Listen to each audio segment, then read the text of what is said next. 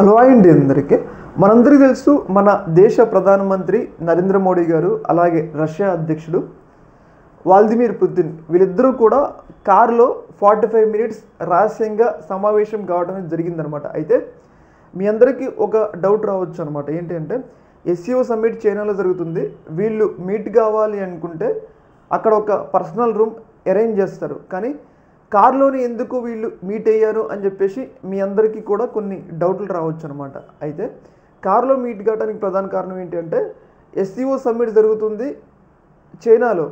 చైనాని మనం నమ్మకూడదు. ఎందుకు నమ్మకూడదు అంటే చైనా వాళ్ళు చిన్న చిన్న ఏమంటారు సెన్సార్ మైక్రో సెన్సార్స్తో వీళ్ళు మాట్లాడుకునేది పర్సనల్గా మాట్లాడుకునేది, అంటే చైనాకి తెలియకుండా పర్సనల్గా మాట్లాడుకునే విషయాలన్నింటినీ కూడా చైనా రికార్డ్ చేస్తుంది. అంటే ఎవరెవరు ఏం మాట్లాడుతున్నారు చైనా గురించి అని చెప్పేసి అదంతా చైనా హ్యాండ్ ఓవర్లో ఉంటుంది. కాబట్టి చైనా వాళ్ళు వీళ్ళు పర్సనల్గా చైనాకి వ్యతిరేకంగా మాట్లాడుకునే విషయాలు కూడా చైనా వినటానికి అవకాశం ఉంటుంది అనమాట. అందుకోసం అని చెప్పేసి వ్లాదిమిర్ పుతిన్ సొంత కారు అనమాట.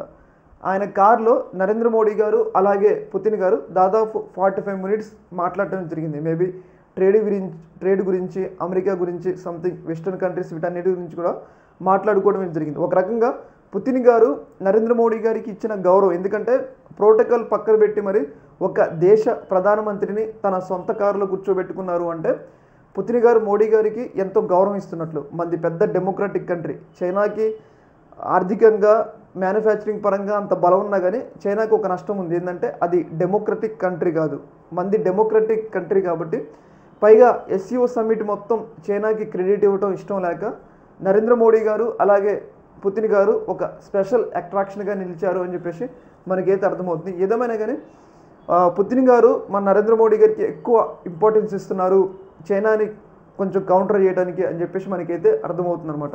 ఏదేమైనా కానీ ఈ యొక్క కార్ మీటింగ్ 45 నిమిషాలు ఏం మాట్లాడుకుని ఉంటారు అని చెప్పేసి చాలా పెద్ద స్థాయిలో చర్చ అయితే నడుస్తూ ఉందన్నమాట.